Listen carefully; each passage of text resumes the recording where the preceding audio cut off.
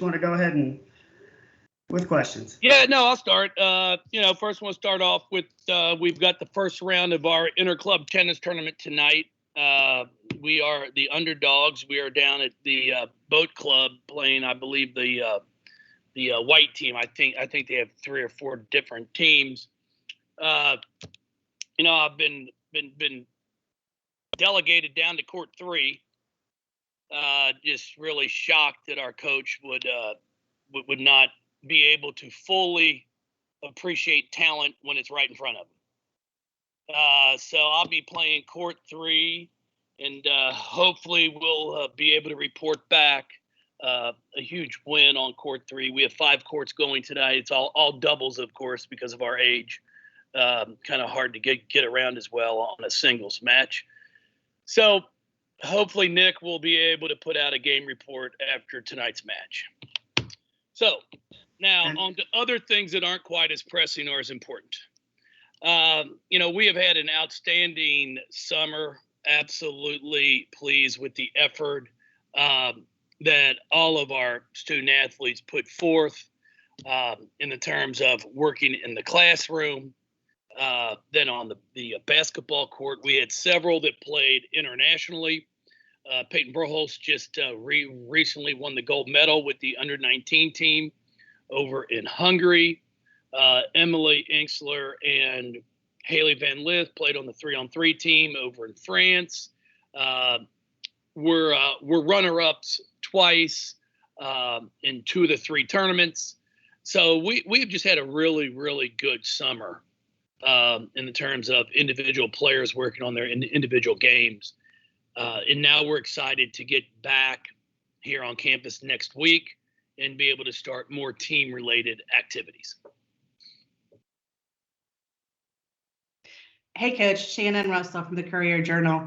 Just building off of that, Marissa Russell, I believe, was going to be an alternate for the Canadian team for the Olympics. Did she end up going or not? What happened with that? She did not. She had decided that it was probably in her best interest to be able to come back here and start working here with her teammates and our strength and conditioning staff to get prepared for this upcoming season. Obviously, if she would have been one of the 12, she would have gone. But as an alternate, and then with the mandates that they had and the protocols, it would have been difficult for her to really get much basketball in if someone didn't get sick. So she decided to come back here and work on campus.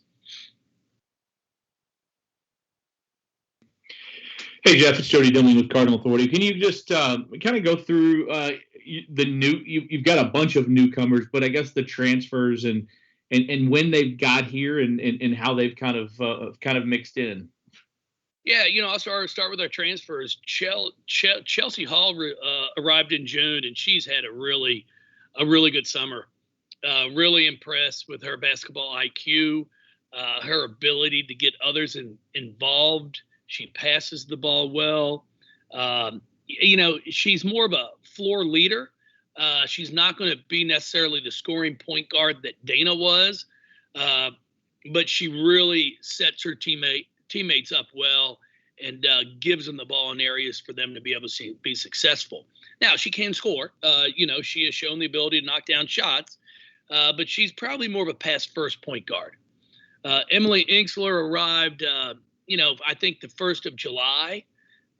Emily has had a really good summer of just getting involved with our team. I think that's with Chelsea and Emily and Peyton and Sid.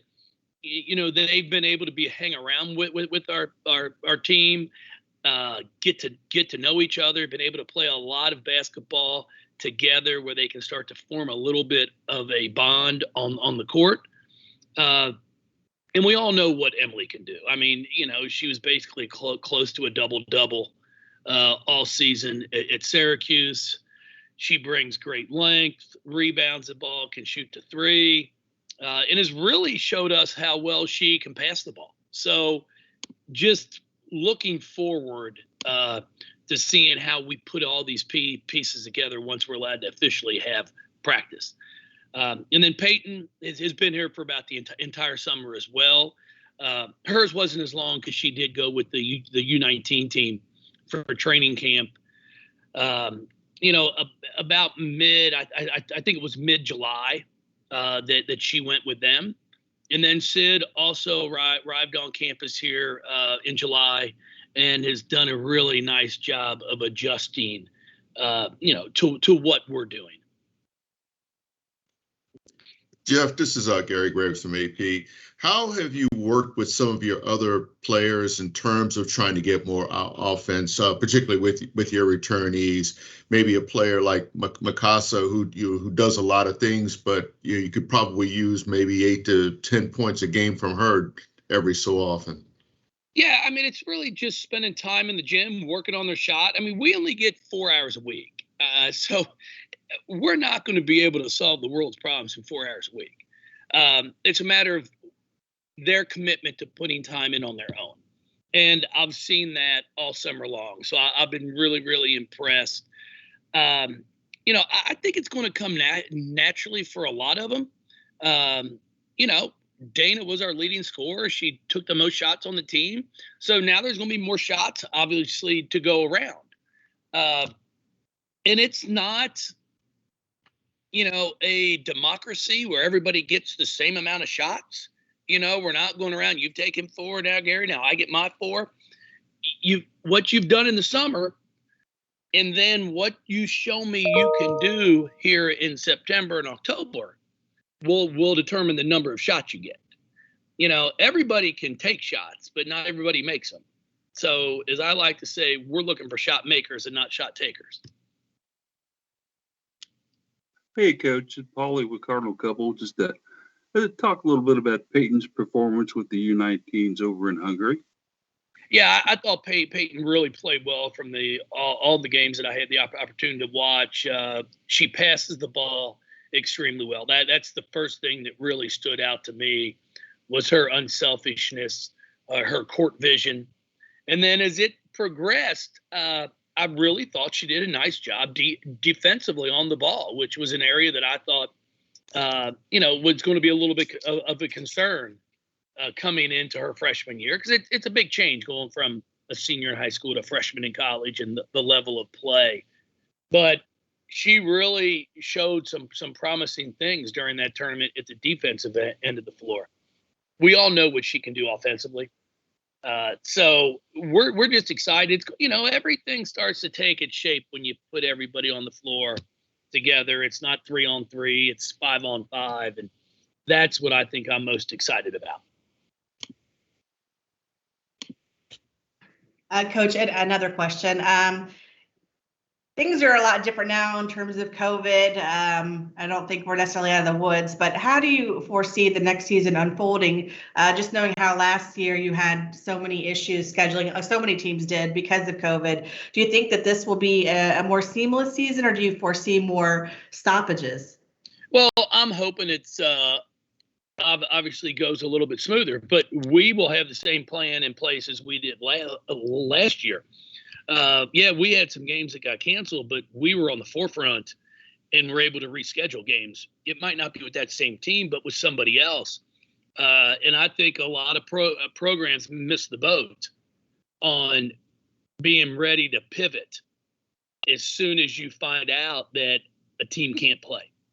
You have an open date in 3 days, because as we know, you've got to get games, you've got to get wins.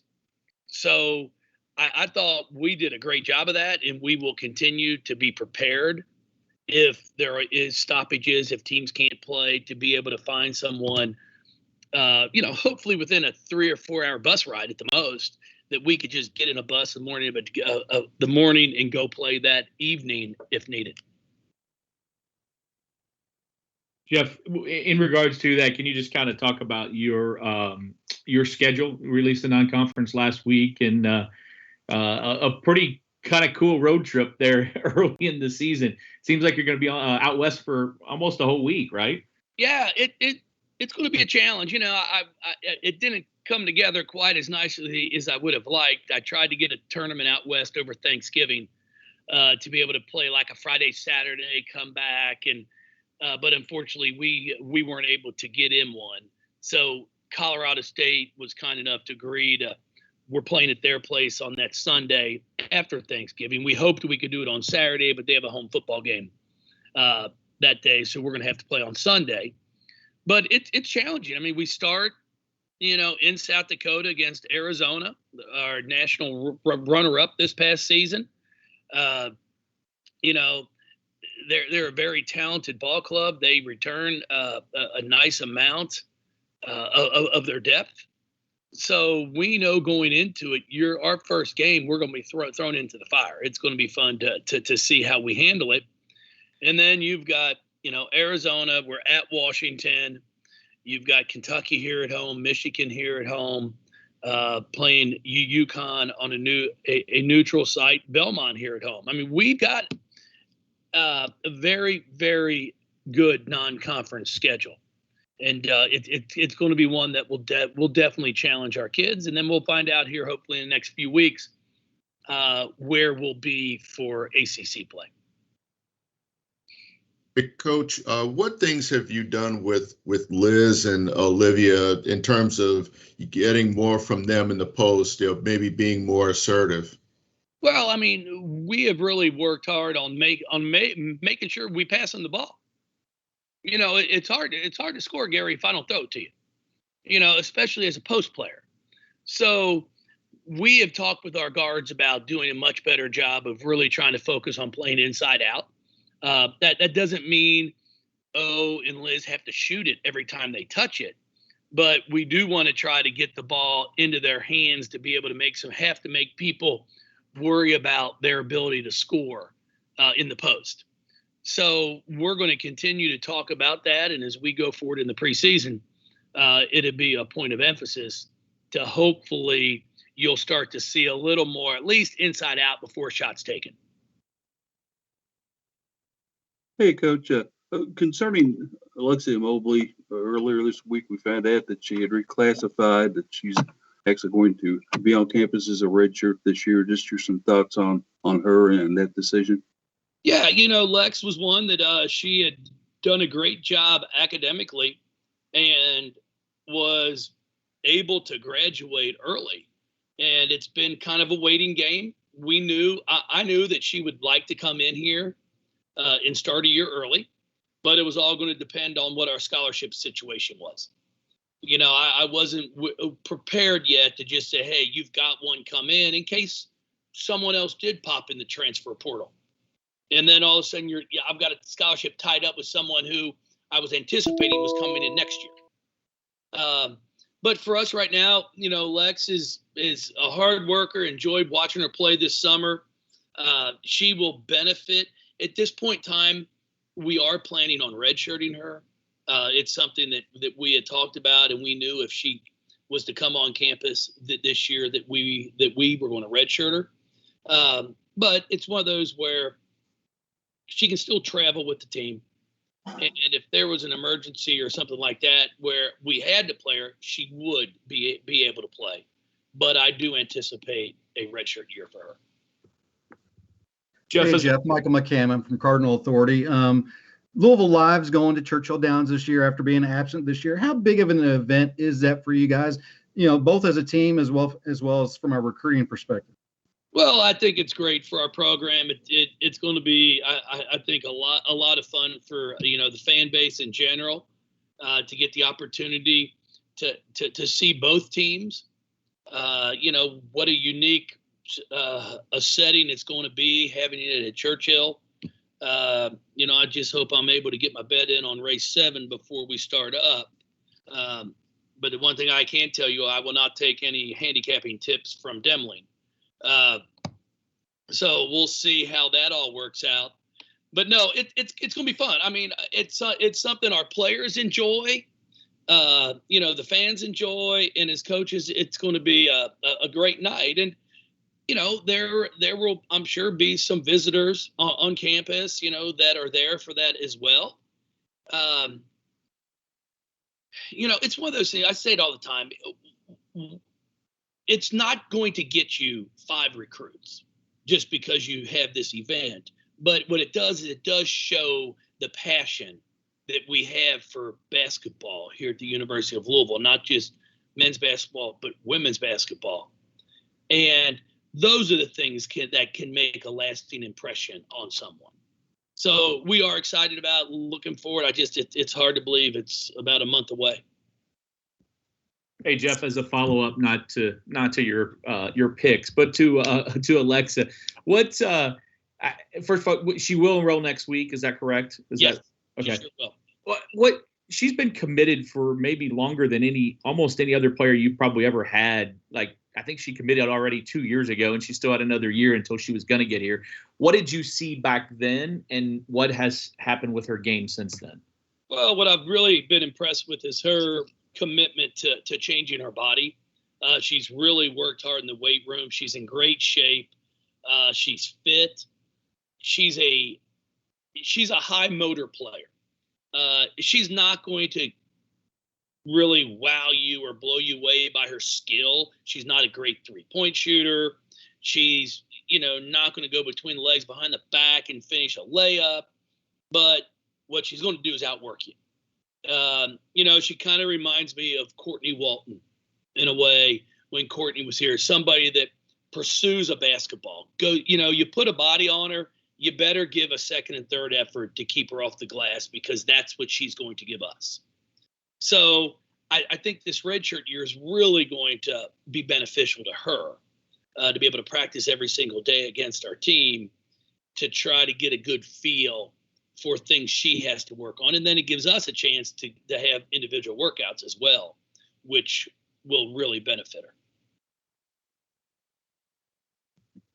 What do you kind of expect the next step for Haleigh and when she gets back on campus? She's been working. That's kind of her MO is to work all the time. What's the next step for her? Well, I think what you're going to see from her is she's going to do a great job with her leadership role. You had Dana as a senior on last year's team. Dana was the catalyst of that team, and now I think Haleigh's ready to take over some of that responsibility. I think you'll see her score a little bit more. She's really been working on her offensive game, and at the same time, she was, I think, 3rd or 4th in the team in rebounding all last year. So she gives you a really solid all-around game. It's just going to be interesting for all of them with our 3-point line changing. So we'll see how that impacts the 3-point shooting percentage from players. Jeff, what kind of impact do you see with Haleigh's NIL representation deal, maybe for your team and perhaps for women's college basketball in general? You know what? It's going to be interesting, Gary. I'm not sure. There's the range from player to player, I think, can be drastic. So, everybody, you see the projections. It's kind of what they're talking about with our, women's basketball, the value, the media rights value here in 2025. They're saying between 80 and 125 million for the NCAA tournament. Well, somebody still has to pay it. Your house might be valued at $2 million, but if nobody wants to pay it, it's not worth $2 million. So you've seen a lot of the valuations on all these players, but now it's a matter of when is the money really going to start being put up? So our university's done a great job. Matt Banker is kind of our lead when it comes to our NIL. Matt's helping all these young women and men out. Just what to do, how to do it. Open Doors obviously is a big player in this also at our university. So in about 3 or 4 months, I think I'm going to be able to give you a better answer to that question. Yeah. How hard was it for you to kind of get your mind around some of these deals that were reported when initially, particularly with some athletes? Did it kind of surprise you at the value that you alluded to, the valuations with some of them? No, not really. I'm excited for them. You know, I think there's a lot more to it than what people realize, and I'm waiting to see how this all transpires. You know, you sign to a deal, and let's say you don't perform, are they firing you? You know, none of these kids have ever been fired before, I don't think. And is it, you know, I'm sponsoring you, Gary, I've signed you to this, and you're putting up 8 points a game, and I thought you'd be putting up 15. So now I'm getting in touch with you going, hey, you got to start stepping things up, or we're going to have to look elsewhere with our deal. And then all of a sudden, does that put extra pressure on you now to have to go out and start shooting more or trying to be more assertive? So I think there's a lot of unknowns that it's going to be interesting to see how it unfolds throughout this season in all sports.